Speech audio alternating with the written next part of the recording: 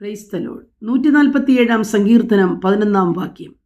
തന്നെ ഭയപ്പെടുകയും തൻ്റെ ദയയിൽ പ്രത്യാശ വെച്ചിരിക്കുകയും ചെയ്യുന്നവരിൽ യഹോവ പ്രസാദിക്കുന്നു. യഹോവയുടെ പ്രസാദം നമ്മുടെ മേലുണ്ടെങ്കിൽ നമ്മുടെ ജീവിതത്തിൻ്റെ എല്ലാ മേഖലകളും സമാധാനവും സന്തോഷവും അനുഗ്രഹത്തിനും കാരണമായി തീരും. പ്രിയമുള്ളവരെ, ദേശത്ത് സമാധാനമുണ്ടാകും. അവൻ നമ്മുടെ വാതിലുകളുടെ ഓടാമ്പലുകളെ ഉറപ്പിക്കും. നമ്മുടെ അകത്തു മക്കളെ അനുഗ്രഹിക്കും. അളവുകൂടാത്ത ദാനങ്ങളാൽ അവൻ നമ്മെ അനുഗ്രഹിക്കും. എന്നാൽ യഹോവയുടെ പ്രസാദം ലഭിക്കുവാൻ നാം എന്ത് ചെയ്യണം? സത്യവേദപുസ്തകത്തിൽ പറഞ്ഞിരിക്കുന്ന കൽപ്പനകളും വിധികളും നാം പ്രമാണിച്ചാൽ ദൈവീയ പ്രസാദം നമ്മുടെ മേലുണ്ടാകും. ഇന്ന് രാവിലെ സമയം കർത്താവിൻ്റെ വചനമനുസരിച്ചവരാണോ നാം? വിധികളും കൽപ്പനകളും പ്രമാണിക്കുന്നവരാണോ നാം? നിശ്ചയം യഹോവയുടെ പ്രസാദം നമ്മുടെ മേലുണ്ടാകും. യഹോവയുടെ പ്രസാദമില്ലെങ്കിലും പലപ്പോഴും ഈ ലോക ജീവിതത്തിൽ ചിലതൊക്കെ നമുക്ക് ലഭിക്കും. ഭൗമിക ജീവിതത്തിന് ചിലതൊക്കെ നമുക്ക് അനുഭവിപ്പാൻ കഴിയും.